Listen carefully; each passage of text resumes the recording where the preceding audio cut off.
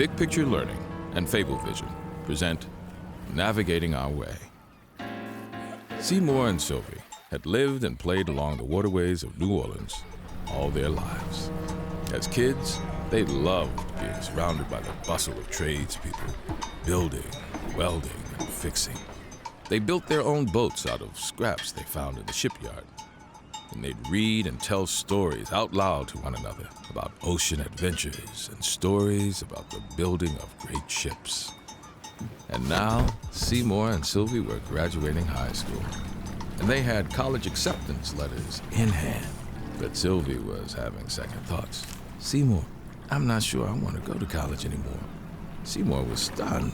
"What do you mean? You've landed some great scholarship money. You have to go." "Look, best friend," Sylvie said, "my big sister left home to head to medical school last year. She's happy. That's great, but that's her journey. Me? I'm already doing what I love, and I love learning so much from everyone right here in the shipyard. This is me." Seymour understood. "I hear you, Syl. Your mom's the best welder on the docks, and your dad can fix any boat engine that comes his way." Syl pulled out her worn notebooks, full of ideas, calculations, sketches. "Hey, best friend," through a wink and a nod and a show and a tell, "we've both learned from great teachers all around the docks, and we work great together. Why not stay back and learn the trades with me? Syl, I'm the first in my family to get accepted to college. I don't want to disappoint them, though I'm not really sure where I'm headed." Sylvie reassured him. "Si, your heart is your compass. Just use it, and you'll navigate your way to the right place." And so Seymour journeyed to college, far away from the water he loved.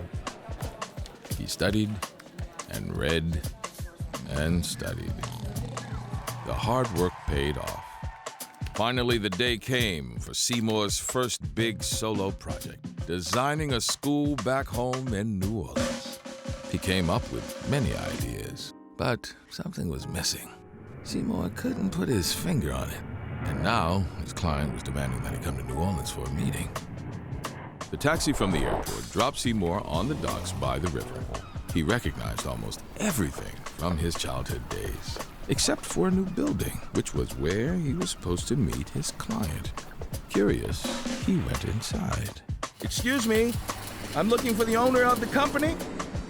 "You found her. I own the company." "Sylvie? Isn't this where your dad's workshop used to be?" "Uh-huh. I've been busy since you've been gone. I got all my trade certifications, took over for my daddy, and grew the company. These days, we build boats and ships for folks clear around the world." "Doesn't surprise me one bit, Syl.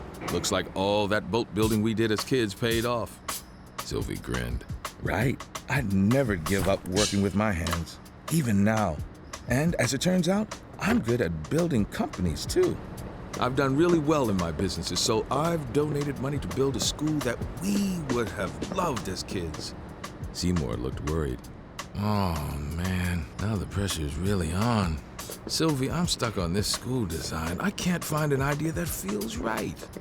Sylvie smiled and pointed out the window to a big barge moored outside. "Si, who said our school has to be built on land? What if?" At that moment, Seymour understood. Once again, they would work together, this time to transform that old barge into a floating school. "Si, I'm so proud of you. You put that college degree to work big time. Sylvie, that degree and all my thinking and designing didn't build that new school. You and your construction crew did. Honestly, I think you ended up with better skills than me. Not better, Si. Just different. And together, because we love what we do and do what we love, we just proved we can do anything." And when the new school opened its doors, the world saw students learning with heads, hearts, and hands together. A new generation of builders, thinkers, and creative problem solvers navigating forward together in harmony.